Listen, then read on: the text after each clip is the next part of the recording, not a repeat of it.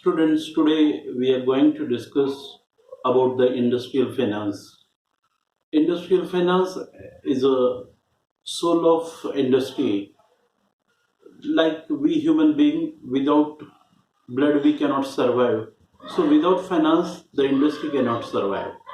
There are two types of finance.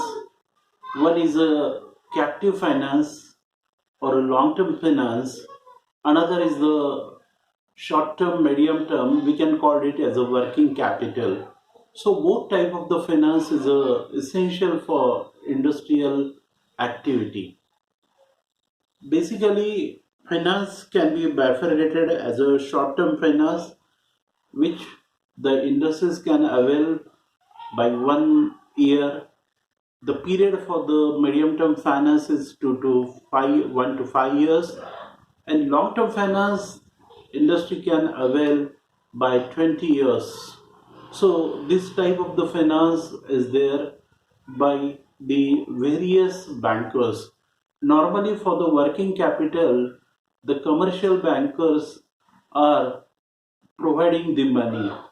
But in case of the term loan, in case of the captive finance, only the financial institutes are supporting at a majority level, like ICICI, IDBI, IFCI, UTI.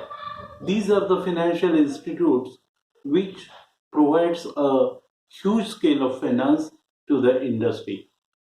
More than that, when we are discussing about the sources of industrial finance, two types of sources are there. One is a internal finance and another is the external finance. For internal finance, we can call it as a domestic finance. Under the domestic finance, the organization can issue the equity shares, preference shares, debenture, even some managing agencies are there, then the commercial bankers are there, scheduled bankers are there, even plowing back of profit is there.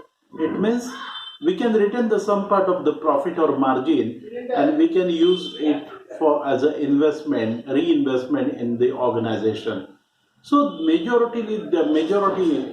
the internal sources of industrial finance. This type of the finance is can be created easily. But nowadays, because of the globalization era, the lot of scope is there for the long-term finance. In a long-term finance, in long-term, three types of finance are there. First is the finance through the FDI, foreign direct investment.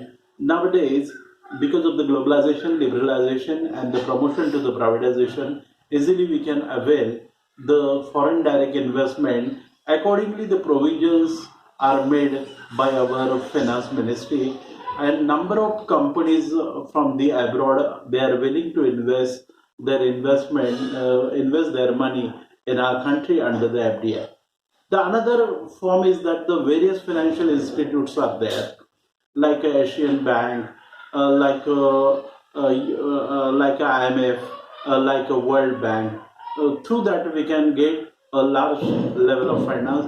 And third is a NRI. NRI means non-residents of India.